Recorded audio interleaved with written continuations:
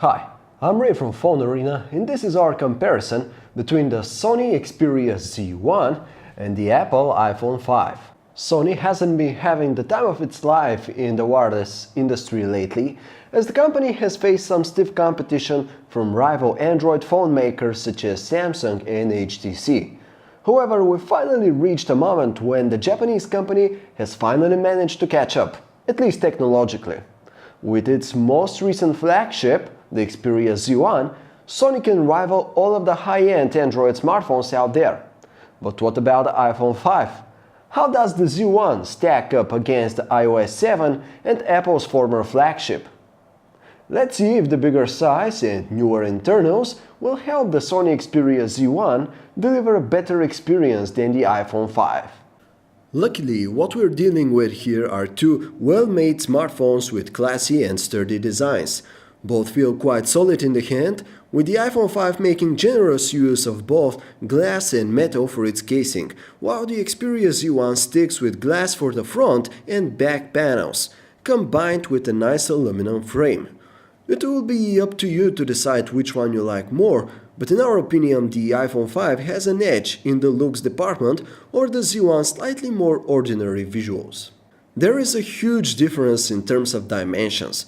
The Sony Xperia Z1 is among the biggest phones with 5-inch displays currently available.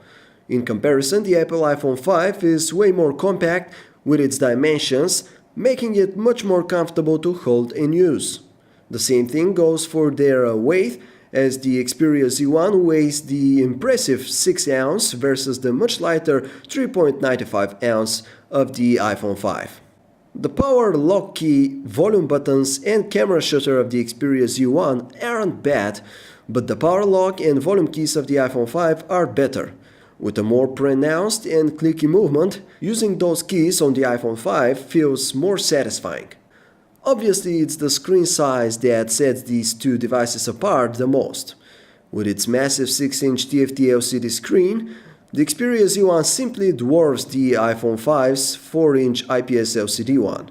In terms of resolution, the Xperia Z1 sports the now standard Android flagship resolution of 1080 by 1920 pixel, resulting in a sky-high pixel density of 441 ppi. Everything is extremely fine and clear on the Z1's display, and you'll never notice even a hint of pixelization. With the iPhone 5, we are treated to a resolution of 640 by 1136 pixels, and while this doesn't seem so impressive on paper, pixel density stands at the satisfying 326 ppi, which means that the iPhone 5's display is also great as far as legibility goes. Sure, it's not as perfectly clean as that of the Z1, but it won't cause you any discomfort in that respect. As we mentioned in the beginning of this section, the Xperia Z1 doesn't utilize the popular IPS LCD technology and instead goes for a TFT screen powered by Sony's so-called triluminous tech. The Z1's average color temperature of about 7000 Kelvin is slightly better than the iPhone 5's 7300 Kelvin, as the reference point is considered to be about 6500 Kelvin. However, Apple has managed to get the gamma right with the iPhone 5. All the different levels from very dark to very bright are just as bright as they should be, while the same cannot be said about the Z1, where the highlights tend to appear a bit brighter than they should, potentially causing a bit of lost detail.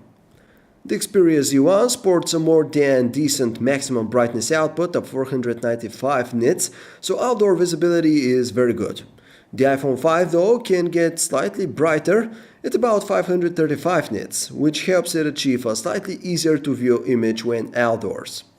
On one hand, there is the Xperia Z1 with its customized Android 4.2.2 experience, while on the other we have the iPhone 5 and its new iOS 7 reality. There is nothing particularly new about Sony's UI for the most part. Things follow the normal way of operation for Android. You have a number of home screen pages where you can place various app shortcuts, widgets and folders, while the main menu gives you access to all of your apps. Sony's personalization hasn't missed all the core OS apps such as the phone book, calendar and so on, giving them a more unified look that suits the rest of the UI. On the iPhone 5, the brand new iOS 7 stays true to the roots of iOS, meaning that everything happens in almost exactly the same way as before. Aside from the light and flat new look of the operating system, users can now take advantage of the new Control Center feature that provides quick access to frequently used settings such as the toggles for Bluetooth and Wi-Fi, as well as brightness and some others. Overall, we want to say that we love the new iOS appearance, but it's okay and it gives the system the much needed refresh. Being a new high-end Android smartphone, the Z1 is equipped with one of the best pieces of silicon available, the Qualcomm Snapdragon 800 SoC, which offers a quad-core 2.2 GHz Crate 400 CPU and the Adreno 330 GPU. Meanwhile, the iPhone 5 is powered by the Apple A6 chipset. On paper, this system chip seems much humbler, as it only features a dual-core 1.3 GHz Swift CPU, along with the PowerVR SGX 543 MP3 GPU. As far as user experience goes, however, both handsets run perfectly smoothly, though the iPhone 5 is noticeably snappier in some apps, such as the browser, in terms of response time. Third-party apps and games are also running perfectly well on both devices. It's worth noting that the Xperia Z1 has to feed a significantly power-hungrier screen, so the extra horsepower of the Snapdragon 800 chipset isn't going to waste. When it comes to system memory, the iPhone 5 has 1 GB of RAM, while the Xperia Z1 ups that to 2 GB. Internal storage on the Xperia Z1 is 16 GB only, but thankfully, if you need more, you can always install a microSD card. Things are a bit different on the iPhone 5, where you don't get the option to install a microSD card, but you can purchase the device with 16, 32 or 64 GB of internal storage. The default browser on the Xperia Z1 is Google's Chrome, while what you'll find on the iPhone 5 is Safari. Both browsers work very quickly and fluidly, though the lightning-quick response of the Safari browser remains unsurpassed to this day. Both handsets feature LTE connectivity, but in theory, the Xperia Z1 can achieve faster speeds with its LTE Category 4 downlink of up to 150 megabits per second, versus the iPhone 5's LTE Category 3 downlink of up to 100 megabits per second. Of course, HSPA Plus is there for those users who don't have access to LTE yet. Both the iPhone 5 and the Xperia Z1 feature spectacular cameras, but the more advanced tech of the so-called G-Lens shooter utilized by Sony's product does have the upper hand overall. For example, the 20.7 megapixel sensor of the Z1 has a wide aperture of f2.0 compared to the iPhone 5's 8 megapixel camera with aperture of f2.4. Both feature backside illuminated sensors, but the one of the Z1 has a bigger size of 1/2.3 inches, which allows the pixels of the 20.7 megapixel camera to have a decent size despite their great number. The iPhone 5 sensor size, on the other hand, measures 1/3.2 inches, which basically means that it's smaller in size. Basically, when it comes to cameras, you want your sensor to be as big as possible. The Xperia Z1's G-Lens camera takes amazing pictures when it comes to details. With its respectable 20.7 megapixels, there's noticeably more data in the Z1's picture if you zoom in and start observing the fine details. If you're mostly looking at pictures in a web-friendly size, for example in Facebook, there won't be such a noticeable difference in this regard. But anyway, the fact is that the Z1 can take larger images. Even though the pictures from the iPhone 5 look very pleasing, it's obvious that Apple's handset tends to boost the contrast and color saturation a bit in order to produce those fancy results. On the other hand, the color reproduction on the Z1's photographs is more natural and true to life, which is what we prefer seeing. It's worth noting, however, that the Z1 doesn't always get the exposure right, resulting in some overexposed areas at times. For some reason, indoor images taken with the iPhone 5 are much brighter compared to those of the Xperia Z1, and surprisingly, this hasn't caused a bigger amount of noise. Actually, indoor images from both phones feature an equal amount of noise, and at this point, it's obvious that we would prefer the iPhone 5 when it comes to indoor pictures because of their superior brightness and vividness. 1080p video recording is pretty good with both phones, though not groundbreaking. Details are way above average with both, probably with a slight advantage for the iPhone 5. Colors are once again a bit more vivid with Apple's handset, but not to the point where they would appear unnatural.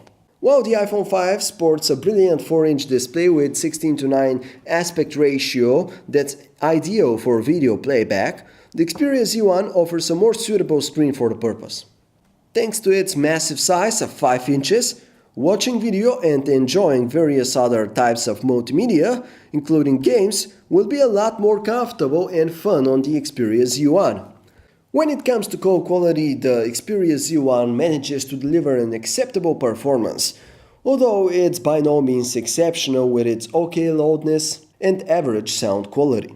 The iPhone 5 is a whole other story, as its earpiece is on the stronger side, plus voices tend to sound a bit fuller when conversing using Apple's handset.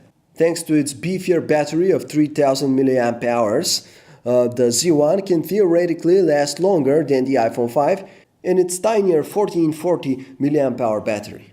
Having run our own battery test, which is designed to replicate typical real-life usage, we've noticed that the Xperia Z1 does manage to last a bit longer, though the difference isn't as great as the statistics from the manufacturers suggest.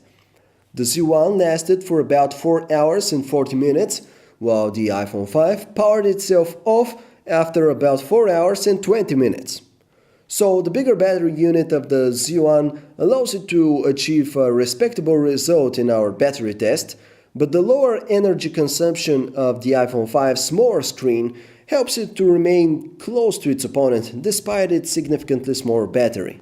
There is no denying that the iPhone 5 has lost some of its appeal. After all, the handset has been around for a year now, and it's only expected that new high-end smartphones will be able to offer better tech. Such is the case with the G-Lens camera of the Xperia Z1, for example. However, the iPhone 5 does hold up surprisingly well after all this time. The device is just as snappy, if not even faster than the Xperia Z1, all the while offering a premium design and a great screen, as well as better call quality and speaker. However, if 4-inch screens are starting to feel a bit small to you, then it's obviously time for you to move on and consider an Android flagship such as the Xperia Z1. It will offer you a great design, a large 5-inch 1080p display and great performance, courtesy of the state-of-the-art Snapdragon 800 chipset. Still, there is one thing that you should definitely not overlook, and this is the bulkiness of the Xperia Z1. As highly functional and good-looking as the Z1 can be, it's actually among the biggest handsets in its class. So, if that's an issue for you, you should definitely consider getting the Galaxy S4, HTC One, or G2 instead, which are all great alternatives. Thank you for watching our video comparison between the Sony Xperia Z1 and Apple iPhone 5. If you'd like to learn more about these two, visit us at phonearena.com.